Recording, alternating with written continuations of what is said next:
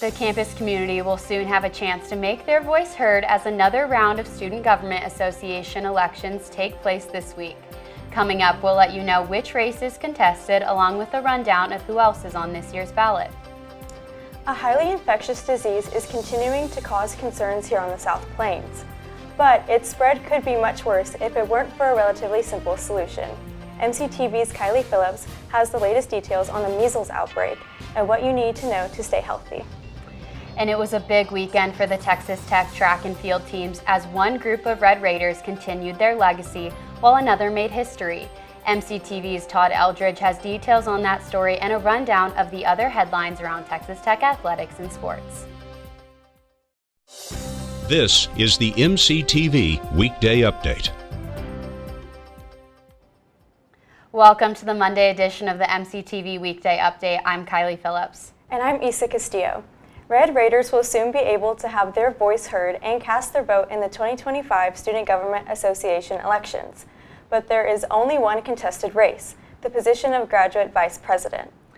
Even though the other three spots are all but elected, the SGA held their annual executive candidate forum last Thursday night in Media and Communication Room 353.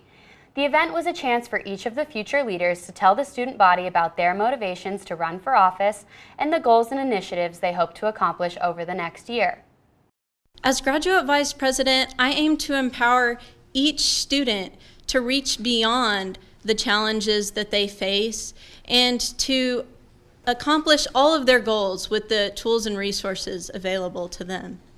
I know that as graduate vice president, I am confident that I can reach these goals. Issues of student insurance, issues of conference and research travel funding, issues of expanded scholarship regimes for students here at Texas Tech is a challenge that a lot of international students face, and I understand it because I am in their shoes. So in my interactions with a number of graduate students from different backgrounds, the complaints have been the same. I do not want to break down specific groupings and what they've told me, but I know that I'm in a position to advocate for them because I understand that situation better. As internal vice president, I will make it my priority to strengthen the Student Senate, ensuring that it operates with efficiency, collaboration, as well as transparency, because that is what the student body deserves. We as Empower Evermore have a lot of initiatives that we want to bring to benefit our students, addressing the mental health crisis on campus, addressing safety, addressing our student life to make sure every student has all of the resources and the opportunities they need to achieve the impossible. I'm going to go back to the adage, from here it's possible. That's the slogan of Texas Tech University, and us at Empower Evermore truly want to fulfill that to where it's not just four mere words, but something that's actually achievable for our students. So running for student body president isn't about a title or recognition, it's about leadership. But more importantly, it's about service. It's about representing all of your voices and the 40,000 plus voices on this campus. From mobile student ID, game day line counts, and so much more, your ideas are excellent, but they also deserve real solutions. You know, we all come from different experiences and different backgrounds, but there's something that we all can ignite together and share. And that's the belief that in our short time here at Texas Tech, we can make a meaningful difference. If you didn't have a chance to watch the Executive Candidate Forum live, you can view the entire broadcast by visiting the SGA YouTube page by searching the handle TTU SGA. And tomorrow you can make your voice heard during the annual SGA elections. Voting will be open from 8 a.m. to 8 p.m. Each of this year's executive candidates will be on the ballot along with senator candidates from each of the university's 10 colleges, the law school, and the graduate school. To cast your vote tomorrow, just head to ttu.edu/vote. While in college, many students regularly take next steps in their future careers through internships or entry-level jobs. But some Red Raiders are hoping to bypass working their way up in the industry by becoming their own boss. Over the weekend, the Texas Tech Innovation Hub hosted the Spring Red Raider Startup Competition. 97 aspiring entrepreneurs met up at the Innovation Hub on Friday to begin their journey to creating their own business. Over the next 3 days, participants came up with an idea, divided up into teams, conducted research, and pitched their concept to a panel of experts, all for a chance to win $1,000.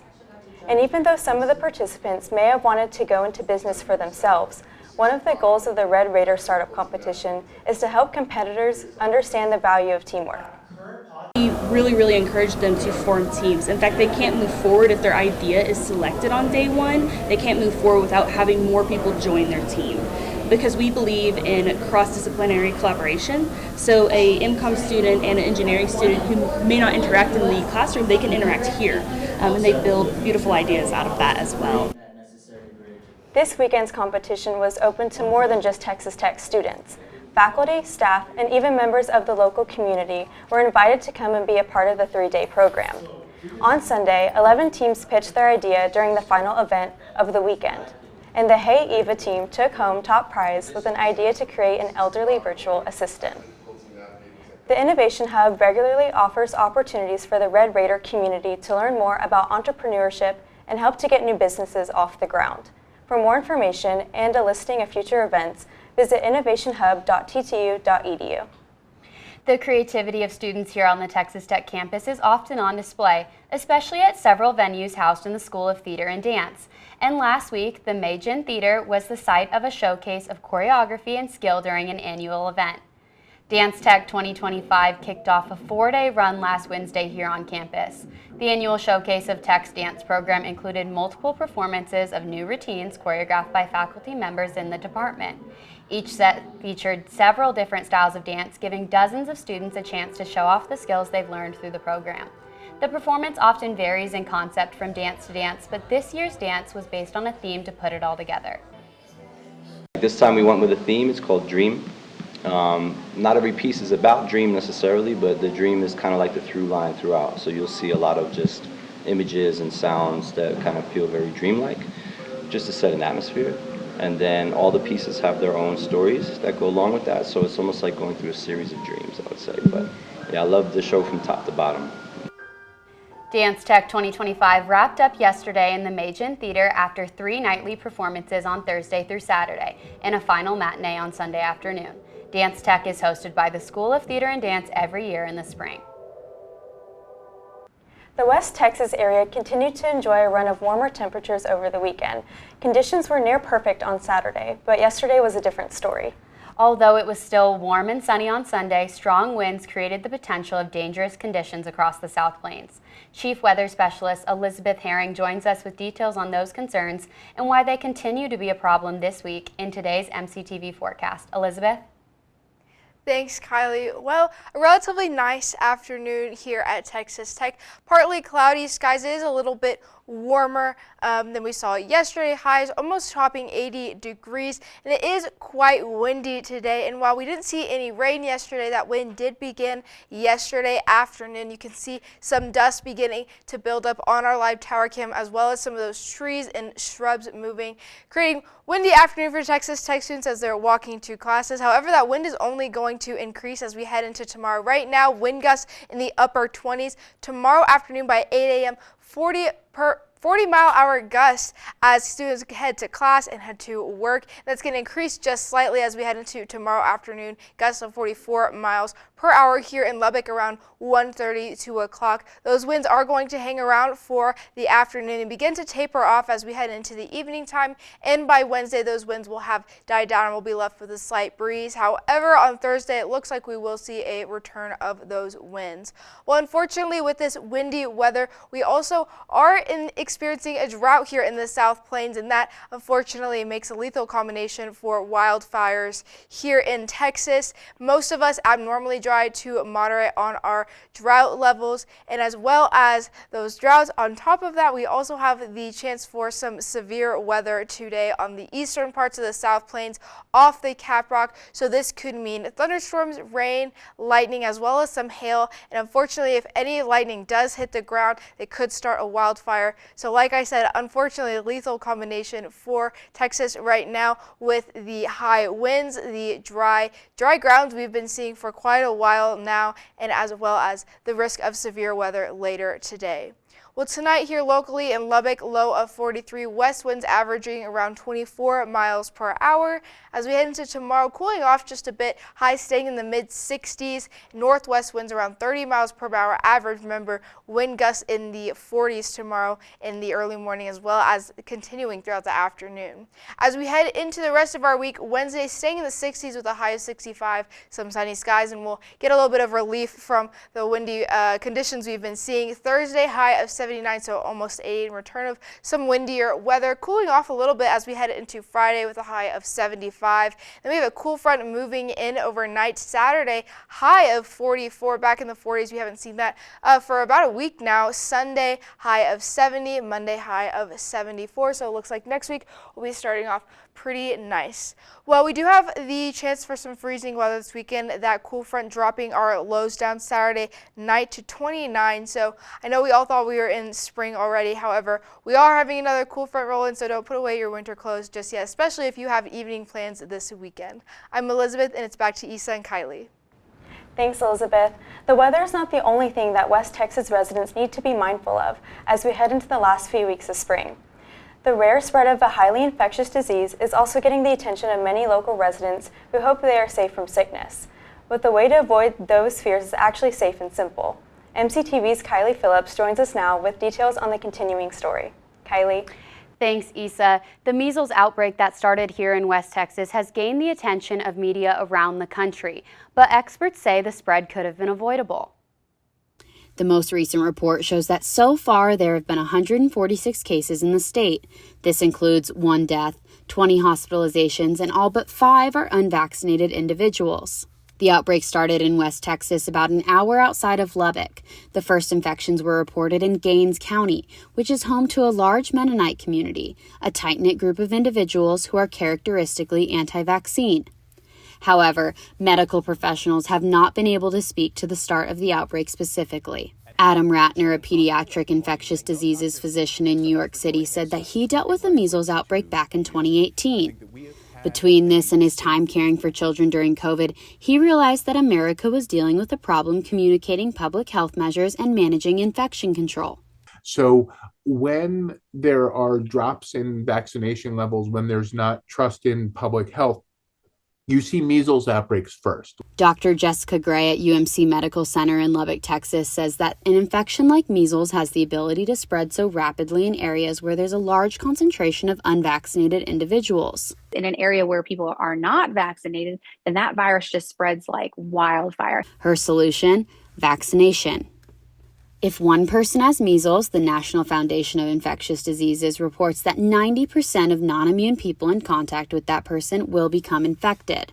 Someone with measles is contagious for 4 days before and 4 days after the rash appears. Someone can gain immunity to measles through the MMR vaccine. Most people typically receive the vaccine around 12 to 15 months of age for their first dose and 4 to 6 years old for their second dose, according to the CDC. The vaccine is 93% effective on the first dose and 97% effective on the second dose. There's really not any other herbal supplements. I'll tell you right now, vitamin A does not prevent measles. Gray said that in specific cases, they use vitamin A to treat measles, but it's very different than just buying it from your local grocer. Vitamin A in large amounts can lead to toxicity, which can cause acute to chronic harm as well as a potential for overdose, according to the National Library of Medicine. Many have asked what it's going to take to stop the measles outbreak in Texas. Measles is super contagious, and it stops spreading when it runs out of new people it can spread to. We will continue to keep you updated on the outbreak here in West Texas. For MCTV, I'm Kiley Phillips. Back to you, Issa. Thanks, Kiley. This past weekend marked one of the last times that almost every Texas Tech sport will be in action, especially after one team officially finished up regular season competition.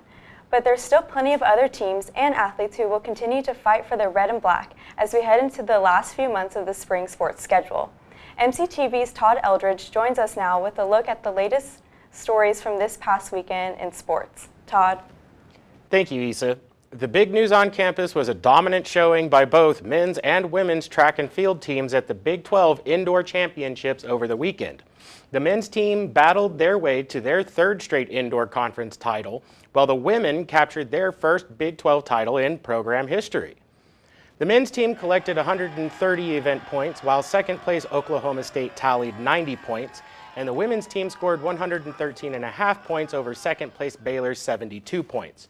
The tournament started with a pair of hurdles victories from Naomi Krebs and Malachi Snow shortly after. Tamaya Washington took the triple jump title, while the campus's fastest woman, Fanny Arndt, continued to lower her school record with a fourth straight meet. Up next for the track teams will be the NCAA Indoor Championships starting Friday, March 14th. Tech baseball woes continue as they dropped a wild game against Washington on Sunday, 12-8. Washington controlled the majority of the game, answering any rally that Tech attempted to start, keeping them at arm's distance. The Red Raiders put up 8 runs in 8 innings, with the game shortened due to the Huskies' travel schedule. But that still wasn't enough as Tech lost 8-12. Tech will attempt to right the ship next in a 2-game series against UC San Diego starting tomorrow night at 6:30, with Game 2 set for Wednesday also at 6:30. Both will be played at Danlaw Field. Staying on the diamond, the Red Raider softball team lost a nail-biter against number 6 A&M on Sunday, while A&M jumped out to an early 7-2 lead, which after the next 3 scoreless innings from the Aggies was enough to hold off the Red Raider comeback. The loss evened up the showdown with A&M and Tech after the Red Raiders got the victory against the Aggies in their home tournament on Saturday. The Red Raiders softball team will attempt to get back in the win column this Friday as they host Oklahoma State back here in Lubbock. The Big 12 opener will start on Friday at 6 p.m. with 2 more games on Saturday and Sunday. Going to the hardwood now, the Lady Raiders edged out an overtime victory over Colorado on Saturday for Senior Day. 4 Lady Raiders scored in double digits as they were too much to handle for the Buffaloes in the extra period. Maupin led the way with 20 points, while Freelon, Shavers, and Bristow all logged 10-plus point efforts. Coach Gerlich with the win.